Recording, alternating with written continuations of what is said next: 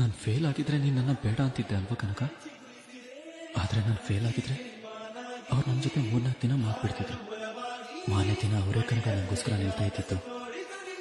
Expectation ಜೊತೆ ಹುಟ್ಟೋದು ಉಪ್ಪಲ್ಲ ಕನಕ. ಯಾವ ಎಕ್ಸ್ಪೆಕ್ಟೇಷನ್ ಇಲ್ಲದೆ ಹುಟ್ಟೋದೇ ನಿಜವಾಗ್ಲೂ. ಕೈ ಬೆರಳಿನ ತುತ್ತಿಗೆ ಆ ದೇವರಿಗೆ ಶರಣು.